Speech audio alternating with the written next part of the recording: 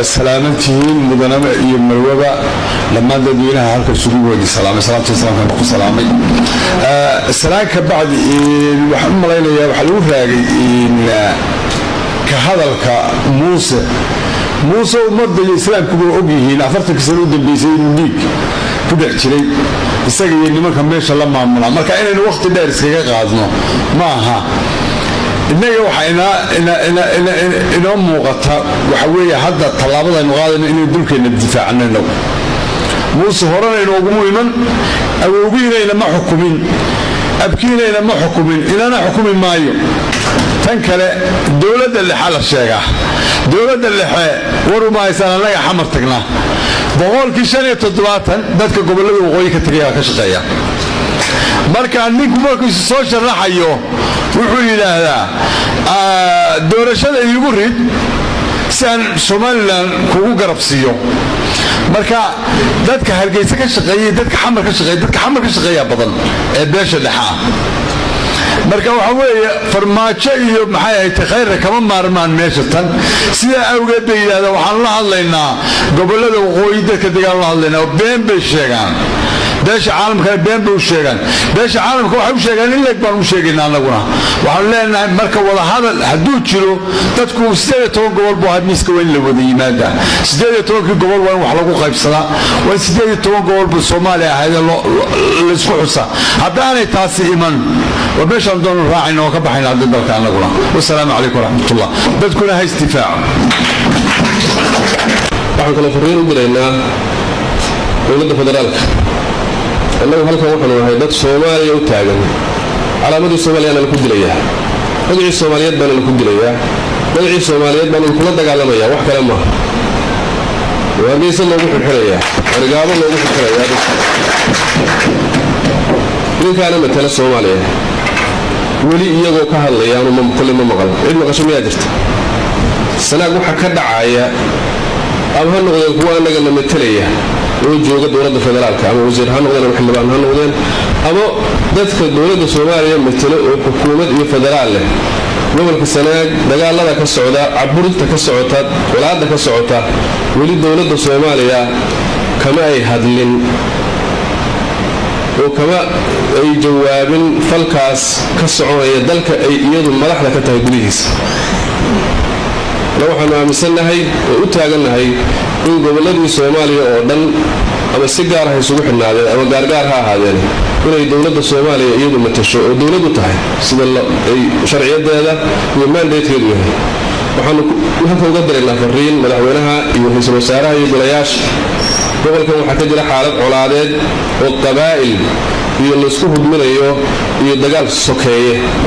waa in laga hadlaa waa in laga qabtaa waa in la gaarsiiyaa cidda wax ay ka maqli karaan nidaamka Muuse Biixi oo hadda hawsha dabada ka wada waxaan kala u direynaa beesha caalamka magaalada quruumaha ka dhaxaysa igad oo wadamada bariga Afrika iyo ciddii arrintaas ku yeelan karta in colaada iyo fidnada iyo dagaalkaas oo mar labaad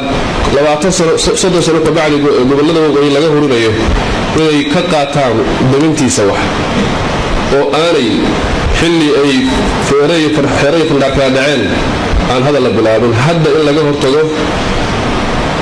taasna waxaan u jeedinayaa federaalka iyo waxaan ku raahdaayay beesha caalamka waxaan rabaa oo halka baaq uga dirayaa dawladda federaalka ayada deegaanada xukunta dadkan ay dawladdu tahay haddii ka gaabsato oo nin u matalaya Hargeysa matalaya go'aankiisa ay qaadato macnaheedu waxay noqonaysaa dagaalka qayb ka noqonaysa waayo walax jawaab laga ma hayo maalin walba dad shacab iyo arday wax baranaysa oo lagu soo duulayo aan dawladda ka aamusan tahay anu Puntland uma afkana ka hadasho laakiin dawladda federaalka waxa lagu leenayaa dadkan waa calanka weey sida odayaasha hore ay sheegeen dawladdu go'aanada ka qaadato ra'iisul wasaaraha iyo madaxweynuhu go'aanada ka qaateen oo dadkan mowqifkooda ka cadeeyeen dawladda Soomaaliyeed hadda laga hadlay dawladda Soomaaliyeed maanta waxay taagan tahay waxa arin dhacay hadda aan maqasheen dabal laga dagaal ma ka dhacay duulaan ma ka dhacay ka horsool ma ka soo dhacay miyaad aragteen madaxweyne ama kuwa noqday ka hadlay arinta daliliyay doonayo haday dawladiin maanta ummadan ciidan bay soo kala dhigay xitaa nabadgelyada ilaaliya xataa kama hadlin duulaanka waxaan ognahay in dad mabaadida aaminsan oo faraha ka badan inay dowladda Soomaaliya ka mid yihiin oo fikirka hadda aan ka hadlayno ee guracan metelaya dowladda Soomaaliya ka mid ah oo baarlamaan ku jira oo golaha xukuumadda ku jira oo ku midaysan in halka laga difaaco waxa dadka ayagu ay isleeyihiin isku ehel baatiin ama diir baatiin aaminsan yihiin in halka la dhex joogo laga difaaco oo ay taagan tahay in la sameeyo loobi wax loo yaqaano ama kutba baarlamaaniya oo ay taagan tahay hadii laga hadlaba hawlaha la yiraahdo noolama dhaafi karo ay taagan tahay aaway kuwii ka dhignaadeen kuwii deegaankan ka tegimaya kuwii maamulka Puntland aaminsan ka mid ahaa ee lagu meeysnaa oo aqal sare aqal hoose ku jira meeye inta Soomaalinimada iyo mabadida jecel ee kale oo Soomaali la wadaagi lahaa oo arinta dawladda iyo xukuumadda kala hadlamayeen maxaa lagu aaminsan yahay marka waxay noqonaysaa in dawladdu laftigeedu ay qayb ka tahay haddii ay maamulka ay caasimada ay joogaan ummadda Soomaaliyeed ay lahayd hadday noqotay Banaadir state hadday tahay oo iyaguna state-ka ay maamulka goboleedka ay ka yihiin ay tahay ha ilaamiyeen ha sheegeen oo inta kale wax naga maqsayaan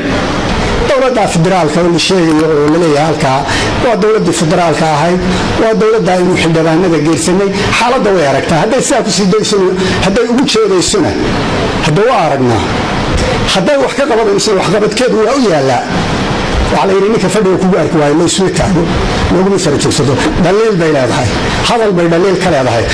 ومد اللي جوجو ماذا يا وهيئتها معاونة كبحية وهذا دقالات بحية أنا يا توامين ها دقالات بحية وهي أولاً إني كحران هذا كسي داية دوارنا من ماذا iyo qarannimada cadaan ee dadka iyadu ku hogaamin dadka kalena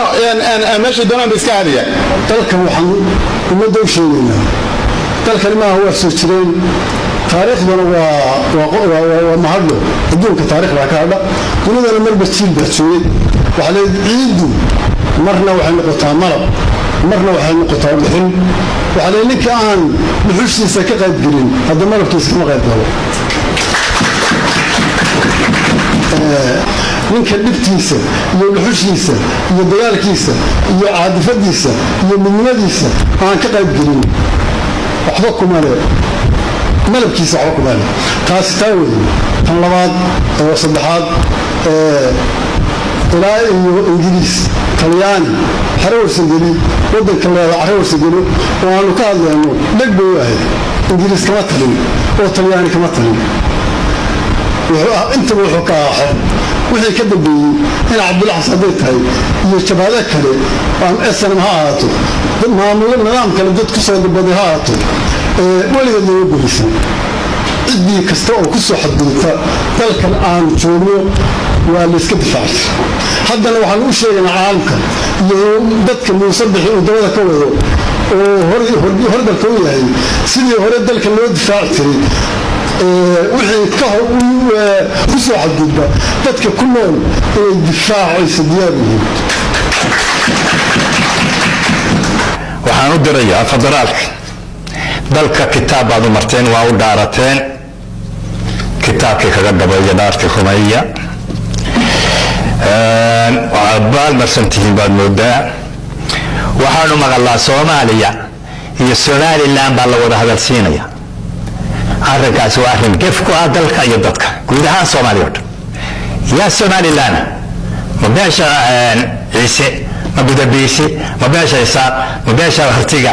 yaa Somaliland arrinkaas arrin qaldan weeye haddii loo wada hadlayo reerna dawaad garanaysan cid walba hayteeda waa la garanaya haddii gobol loo wada hadlayana waa la garanaya arrintaas waxaanu leenahay waa arrin qalada dowladda dhexe waa inay burisaa joojisaa haddaanu nahay beelaha waqooyi kuma jiro mana nihin dadka goonogoosatada oo le Soomaali baanu ka go'aynaa saas ayaa la cadeynaya Allahu akbar baanu ku dagaalanayna insha Allah ta'ala Allahu akbar baanu ku dagaalanayna Allahu akbar ayaanu ku dagaalanayna oranayna sidaaya ma oranayna sababta ay ku tahay way arkaan waa arkaan innaga unbatala inala gudbooday gaanta shanno ma hay hadal kale ma jiro